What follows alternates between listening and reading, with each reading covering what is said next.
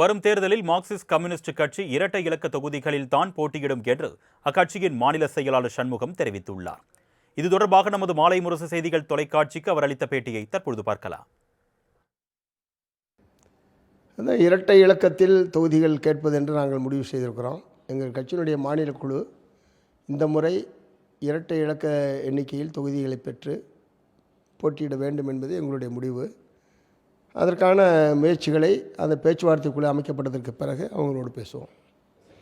இல்லை, நாங்கள் முன்னுரிமை தொகுதிகள் என்று நாங்கள் தேர்ந்தெடுத்து வச்சுருக்கிறோம். பட் அது பேச்சுவார்த்தை என தொகுதி எவ்வளவு எண்ணிக்கை என்பதை பொறுத்து தான் எந்த தொகுதி ப்ரையாரிட்டி என்பதை முடிவுக்கு வர முடியும். எண்ணிக்கை என்னென்னு தெரியாமல் நாங்கள் தொகுதிகள் எப்படி சொல்ல முடியும்? அதனால் அந்த பேச்சுவார்த்தை குழுவுக்கு முன்னாடி தான் அது உட்பட சொல்லணும்.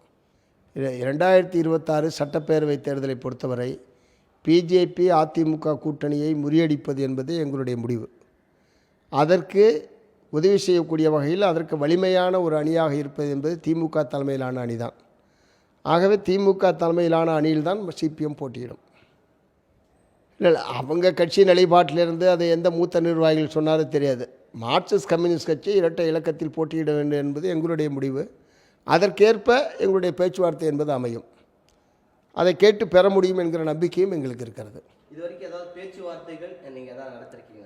இல்லை, இதுவரைக்கும் இல்லை. ஏன்னா வழக்கமாக அவர்கள் ஒரு பேச்சுவார்த்தை குழுவை அமைத்து மற்ற கட்சியினுடைய குழுவோடு பேசுவது என்பது தான் வழக்கம்.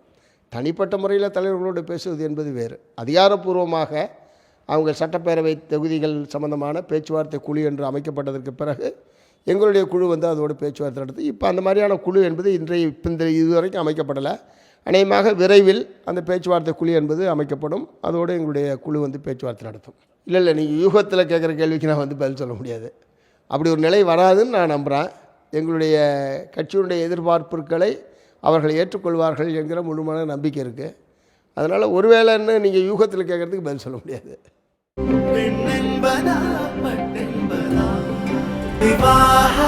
மணப்பெண்ணின் பிரத்யேகமான திருமணம் விவாஹா தி சென்னை சில்க்ஸ்.